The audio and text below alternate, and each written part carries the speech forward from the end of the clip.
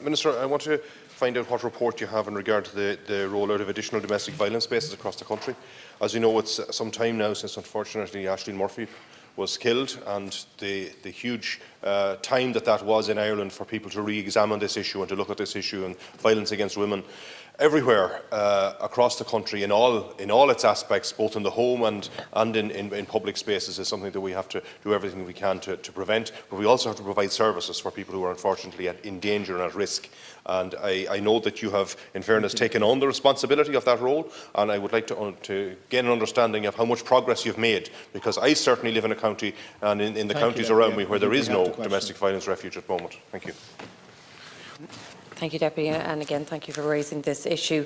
It is my goal that everyone who needs a refuge space will get one, and that's an ambitious goal, but I'm absolutely committed to working with everyone in this chamber, with our partners in the sector and with my government colleagues to try and achieve that.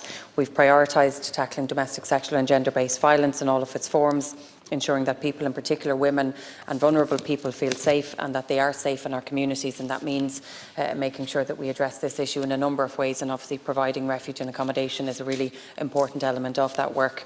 As the Deputy is aware, and as you've mentioned, I'm currently leading work on a new whole-of-government strategy to try and combat domestic, sexual and gender-based violence. The plan will have a particular focus or an emphasis on prevention and ensuring that victims are better supported. It's my intention to publish the full strategy and its accompanying action plan as soon as possible in the coming weeks, essentially. Minister O'Gorman and I also commissioned an independent audit of how responsibility for domestic, sexual and gender-based violence is segmented across government. On foot of this, it's been agreed that my department would assume that responsibility, as you've mentioned, for services for victims of domestic, sexual and gender-based violence, as well as the policy responsibility and overall cross-departmental or government coordination of implementation. The detailed plan setting out how all of this will work is in preparation, and it's going to be set out as part of the strategy launch. In relation to the specific issues around refuge spaces, in February myself and Minister O'Gorman published the review by TUSLA. We obviously set out the TUSLA's report and focus on the accommodation for victims of domestic violence. It highlighted the gaps that exist in the coverage, the inadequate provision of service-safe accommodation, including refuges, what we need to do to meet that population need. It recommended an approach to address this with an immediate, a medium and a long-term action required. It has a list of priority areas with additional services which would address a lot of the immediate initial need. While the review says that a minimum of between 50 and 60 places are needed as a priority, we did a further analysis and we identified that that's actually 82 refuge spaces where it would have most impact if prioritised. So that's adding additional spaces that's set out in the report, but also including a number of areas. And I've asked my department, as well as that, to include a number of other counties, including your own, as well as part of that. And I'll come back to you maybe on where we are, afterwards. Thank you very much, Minister.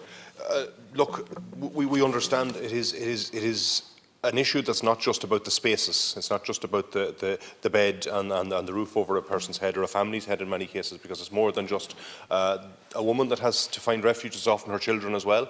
And it's also with the services around them. It's also making sure that it is an adequate space for them to recover from trauma that they've gone through, and that there's somewhere for them to move on to, and that there's all of that. There's issues here with local authorities and with housing in that respect. There's issues with TUSLA, there's issues with social services. It's across the board, and I think, you know, today we are dealing with, and I've been on the phone to people already today talking about people coming from Ukraine, trying to find spaces for them and trying to find who are in an emergency situation as well.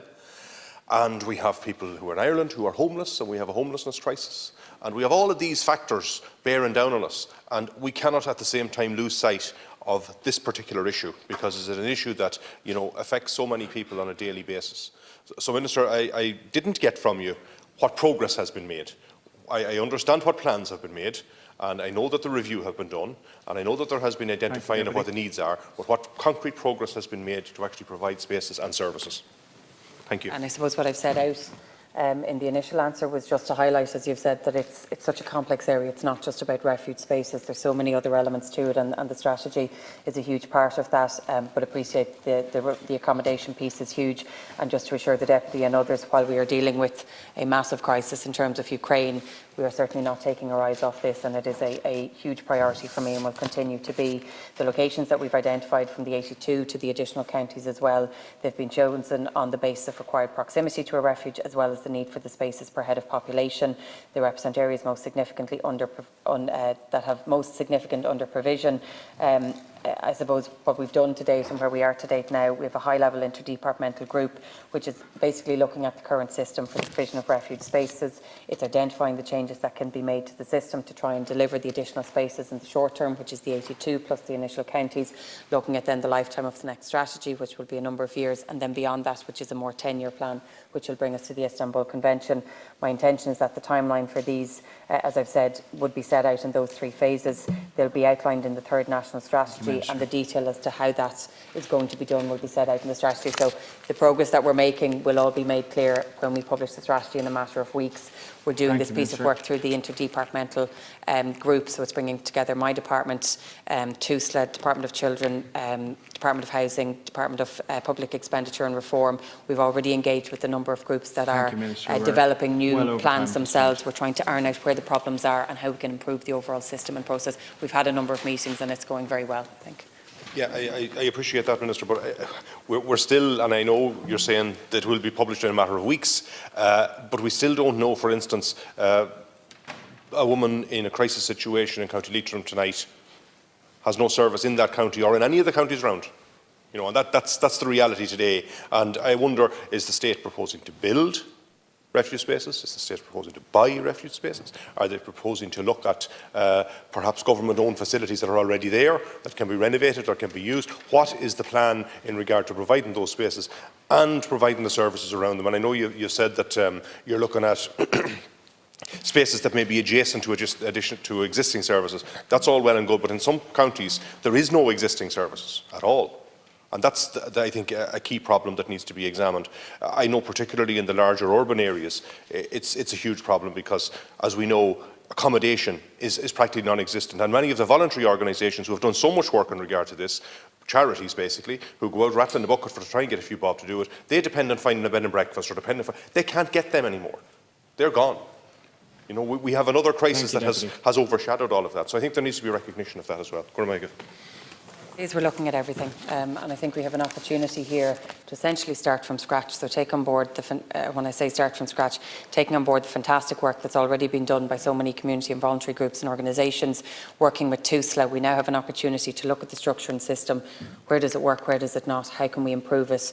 Where we need to step in as a government, how do we do that? How do we make sure that we have it done in a planned way? How do we make sure that when we're developing new refuge accommodation that we have all of the ancillary supports and resources that people need, that the spaces are fit for purpose? So a lot of refuges are currently in old buildings. They're not necessarily built for this particular purpose.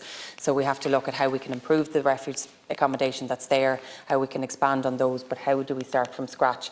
And in many counties and many areas there's a lot of work already done between the councils, between community groups, between local representatives and many others. So we're going to be linking in with those people, those groups, through this interdepartmental group as well, to see how do we get this process moving again. So I appreciate people want to know immediately what it's going to look like in each area, particularly where there's no accommodation at the moment. That will be made clear in a matter of weeks. What's important as well is that we will have funding allocated, not just for this year, but looking beyond that as well, because we need to make sure that, you know, this is going to take a number of years to build this accommodation. The TUSLA report set out 3 years for the initial 80 or 56, which we're now expanding to 82 with additional counties as well. So there's a lot of work in train, and I suppose just to reassure the Deputy that it is a priority. Thank you.